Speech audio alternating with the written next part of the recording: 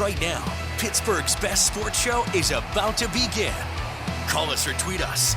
We've got things to talk about on the Ireland Contracting Nightly Sports Call. Hello and welcome into the Ireland Contracting Nightly Sports Call. It is the eve before the biggest game of the season for the Pittsburgh Steelers, taking on the Ravens tomorrow night.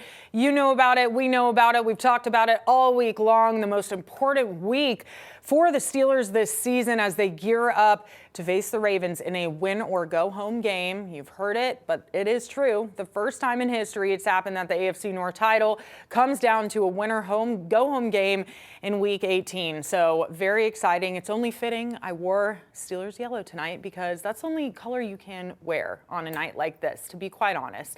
And yeah, we're going to dive all into it. I have Brian Batko with me tonight again.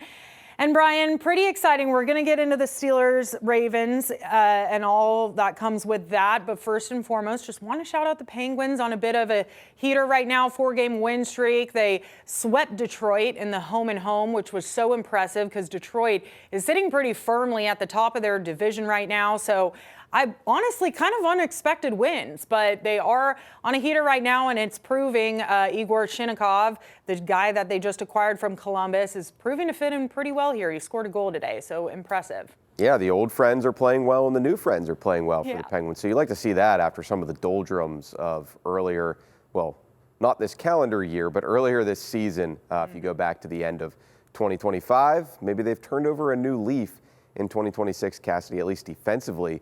It looks that way with the way they played against the Red Wings. And maybe it's just something about Pittsburgh teams going to Detroit lately. I mean, I think the Steelers beating the Lions was probably the biggest win of their season thus far. Yeah, that is very true. And hopefully they get a big win tomorrow. Now, some big injury news out of the Ravens today. You know, we talked about how pretty much all the guys are going to be expected to play last night on the Steelers side, and then Lamar Jackson also playing tomorrow night. But then kind of some big news with Rashad Bateman now sitting out tomorrow night because of an injury.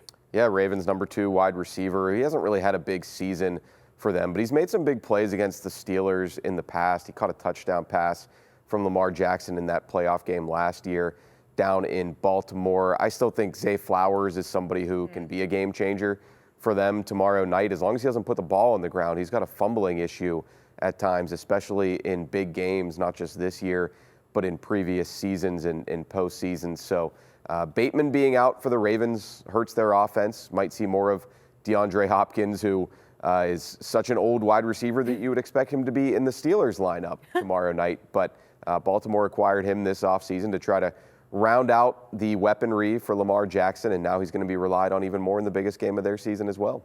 Yeah, I do think at the end of the day, the pass game isn't going to be huge tomorrow for the Ravens anyway. I mean, they know that Derrick Henry can run against the Steelers team, and that's what I think we're going to expect to see tomorrow night, especially because John Harbaugh kind of overcorrected in that Packers game after Derrick Henry didn't touch the ball against the Pats, I believe it was, for the final 12:50 of that game, and then he ended up running it almost every down late in the game against the Packers, finished with those 4 touchdowns and 216 yards. And did you see that it's his birthday tomorrow, Cassidy? Oh, I didn't know that. I think he's turning 32 tomorrow, Derrick Henry. Great.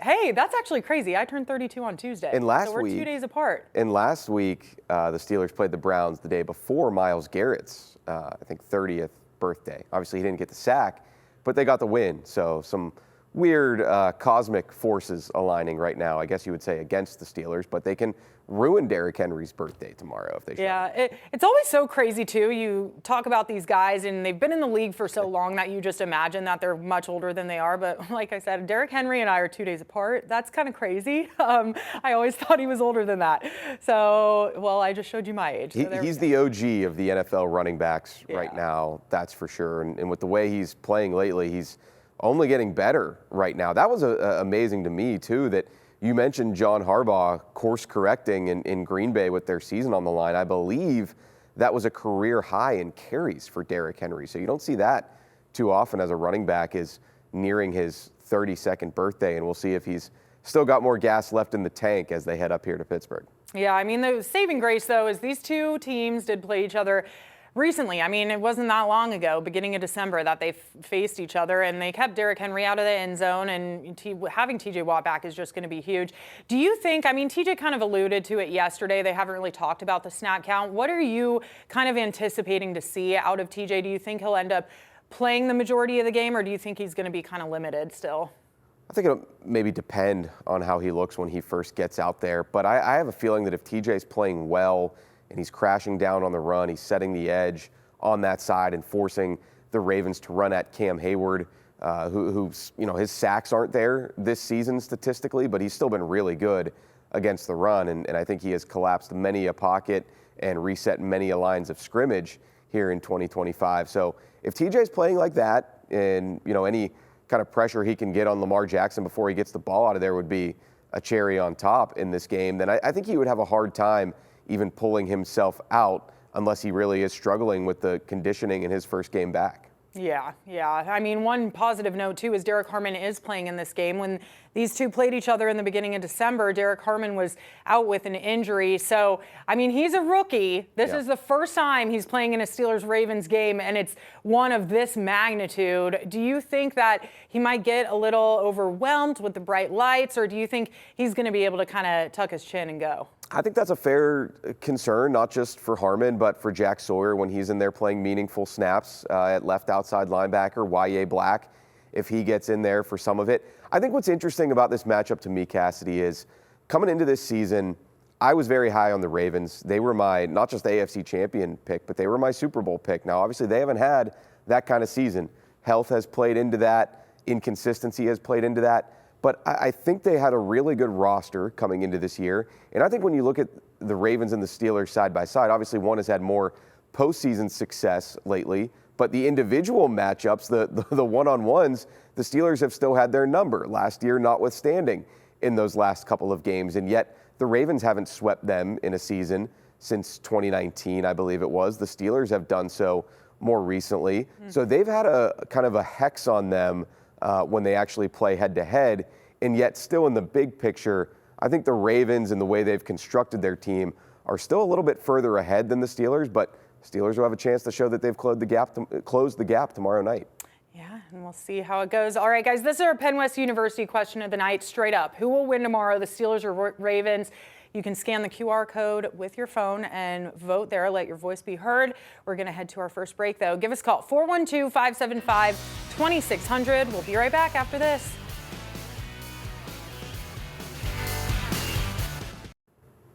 Welcome back to the Nightly Sports Call. This is our Xfinity tweet of the night. From the Bills, Josh Allen and Paul Skeens, got a little too excited there, did a little jersey swap. Now, I was very interested to see this. Livy Dunn is from New Jersey, so it makes sense that I guess they'd be up in that area. But yeah, I just thought this was really interesting. I also saw that Livy Dunn posted on her social media that when they were in the airport, someone came up to Paul Skeens and actually mistook him for Josh Allen, and she thought it was hilarious. So, yeah, I guess they kind of look alike, maybe with his clean-shaven face there. Man, Skeens looks so different without that beard, doesn't he? But fun for him. Looks like he's having a fun offseason, and hopefully the Pirates are not done yet, and they can continue to build run support around him. It doesn't make sense to me. I don't get the Skeens-Bills connection. I watched a little clip that one of the teams posted, and he was talking about how could be the last game at the current Bills stadium, and snow game would be iconic, but I still don't get why that connection was made other than I'm the reigning Cy Young, you're the reigning MVP, we're two of the biggest stars in sports right now, let's hang out. Yeah, I mean, I really don't know. Maybe Livy Dunn's been a Bills fan for a while. I'd have to go back and look and see if maybe that's the connection there. But I was kind of shocked to see it. To be honest, I don't get it either. Two guys in power couples as well. Paul Skeens, Livy Dunn, and, of course, Josh Allen, Haley Steinfeld. Maybe that's the connection. So. Really, really powerful couples. That's the connection there. All right, real quick, before we get to callers, I do want to mention, too, Brian, tomorrow not only is the gravity of this game so big because it's the AFC North Championship game, but also I think a lot goes into this game that could it be Mike Tomlin's last game? Could it be John Harbaugh's last game? Could it be Aaron Rodgers' last game? Could it be Lamar Jackson's last game in Baltimore?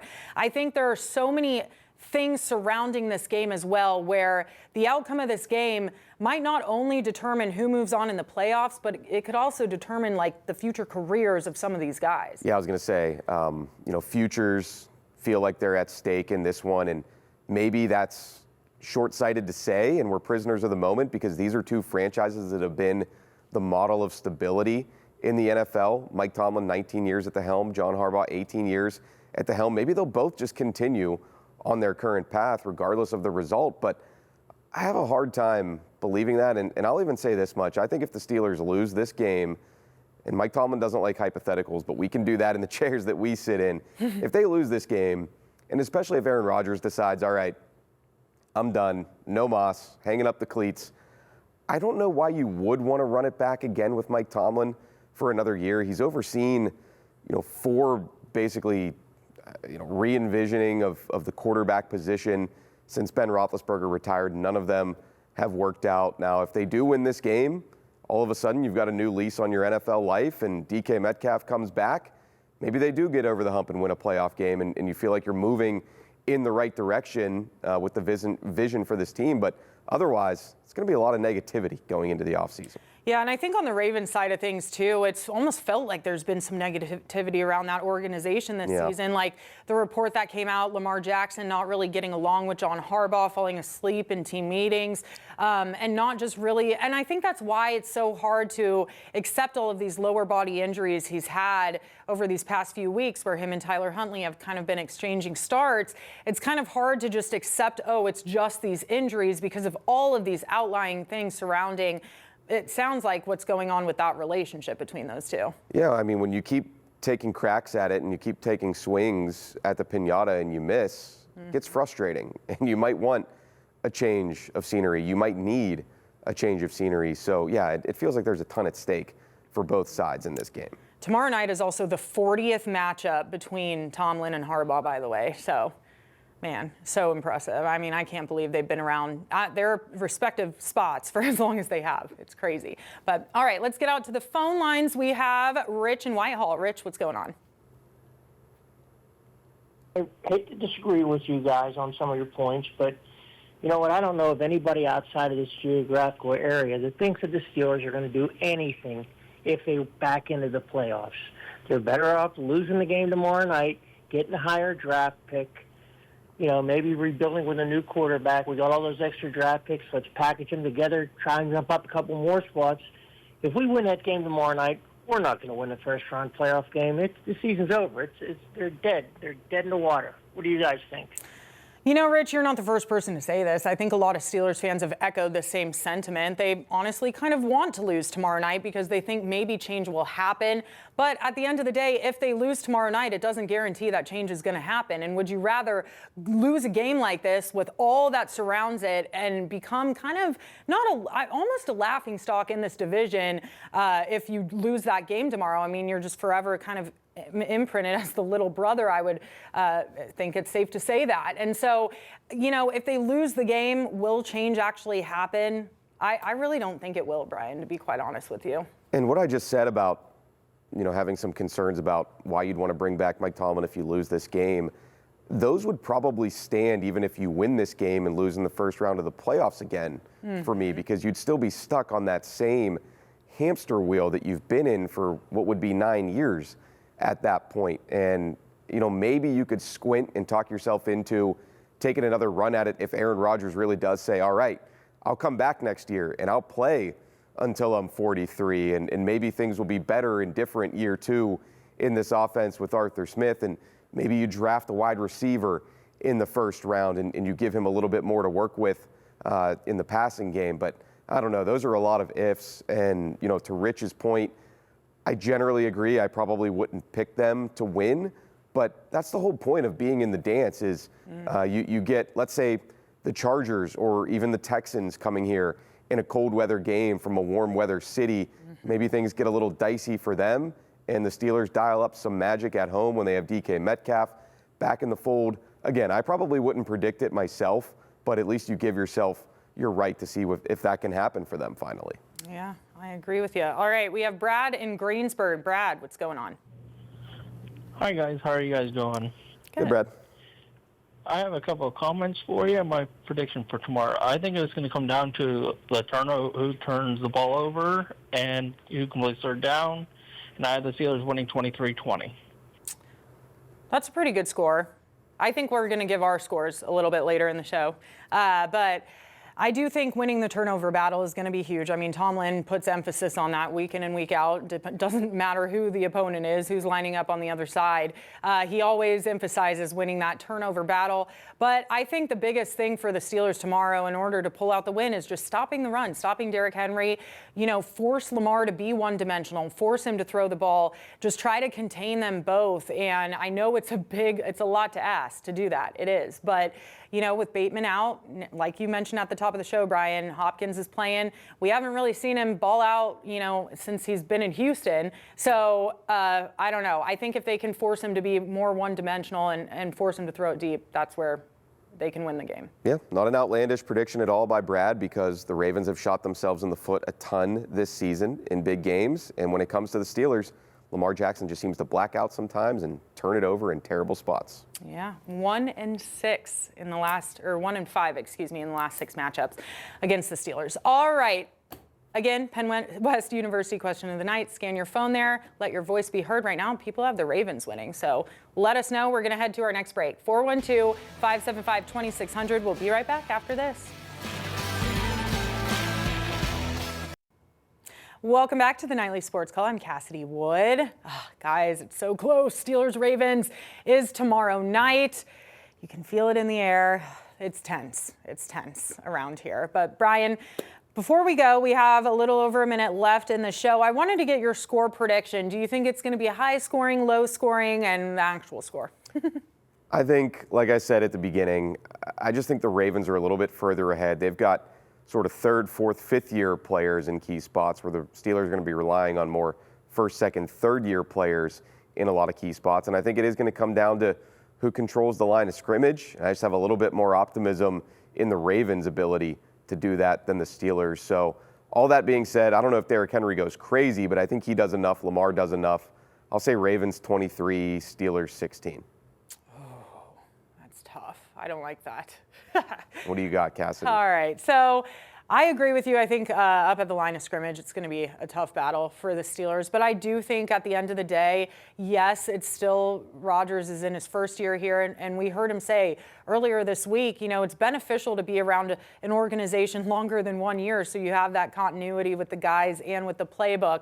But I think at the end of the day, Aaron Rodgers has been in this situation in these games before, and I trust Aaron Rodgers in this situation. I think the Steelers are going to pull out the win, especially considering it's at home, but it's going to be tight, 21-17. Steelers get the win and roll on in the playoffs. That's what I think. But our people think Ravens, 65 over Steelers, 35%. Wow. So a lot of people think Baltimore is winning it tomorrow. Brian, thank you for joining me tonight. Guys, thank you.